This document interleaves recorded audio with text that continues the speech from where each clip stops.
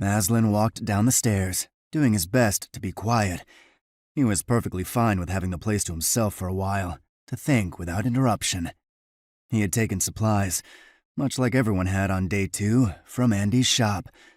Since it was a military surplus store, the clothes he had taken looked exactly like the ones he had worn into the store, except these had no tears, blood, bomb residue, or pieces of the turned dried on them.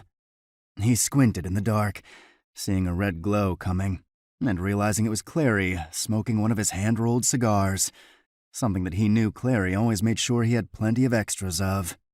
Clary was focused out the window, watching the bridge that went between Andy's property and the town.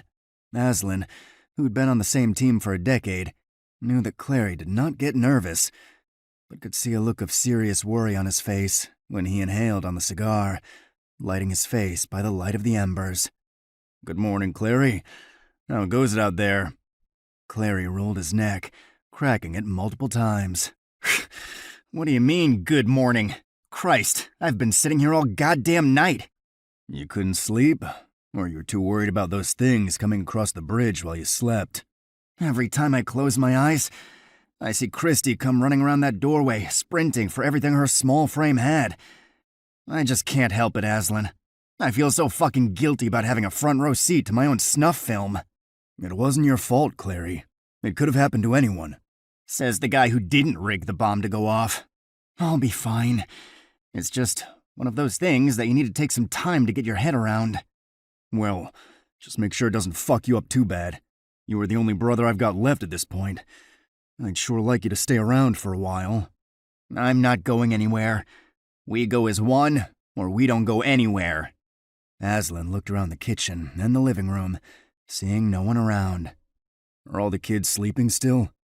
Clary shrugged. "It's 5 o'clock in the morning. Of course they are. Well, except for Fox. That kid slept as much as me." "So, did you get a chance to speak with him? I didn't know how long it would take for him to get past us having to dig up his dad. If it had been my dad we did that to, I'd have gone to my grave hating us for doing that." "No, that kid is strong. I think he's tormented by what he's been through the last couple of days. He spoke about day 1, and how he had to take his dad out before he turned. He spoke in detail about how bad he felt about Christy. He asked me if it got better, and I lied and told him that it did. You never know. He might be the small percentage that can put something like that past him eventually. Who am I to tell him how he should or is going to feel?" "Good." "What's good about him punishing himself?" "It means his head's on straight. If he didn't have some pent-up feelings, I'd probably be a little more worried about the kid being around while I slept."